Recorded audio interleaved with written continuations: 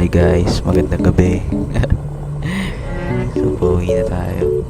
Nakikita niyo yung sasakyan dyan sa harap ko. Hindi ko kasi siya maintindihan. Nakasignal siyang pakaliwa. Yan, pakaliwa siya. Tapos, bigla siyang pumanan, pakanan. Tapos, mamaya-maya naman, kakaliwa na naman siya.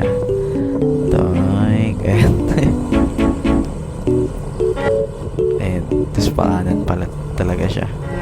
Hindi ko alam kung hindi niya lang kami sa atin yung narawanin. Pero yan, kumana na siya.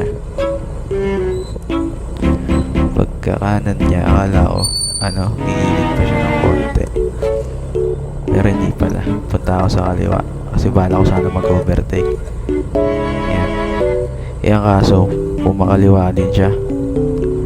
So, dumistansya na lang ako.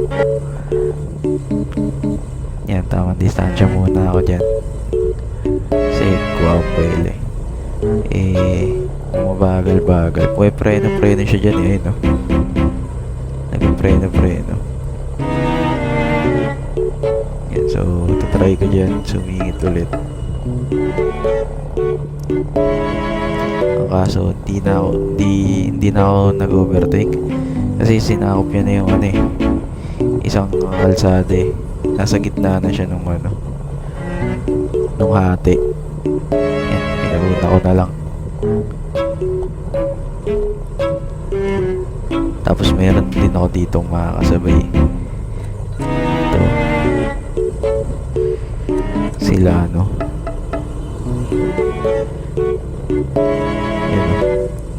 si Ding Dong. Tsaka si Marian. Diba? Nakasabay ko pa sila. Sabay tingin pa sa motor ko. Uwi ng motor ko. Balik ulit tayo dun sa yung sa sasakyan. Tatry niya rin dyan sumingit. Kaso pupunta talaga sa gitna. Hindi ko alam kung ayaw niya lang maunahan siya. Pupunta ulit siya sa gitna. So hindi na rin sumingit yung isa. Kasi gumigit na siya Pero ito pakanan naman siya. Siguro kumuha lang ng buwelo. Yan. Pinauna ko na lang. Hindi na mag-iwalay naman na kami kasi dyan. Didiretso pa siya dyan Ako kakaliwa na. Ayan. Mga 3 humps. Ride safe. Ingat po.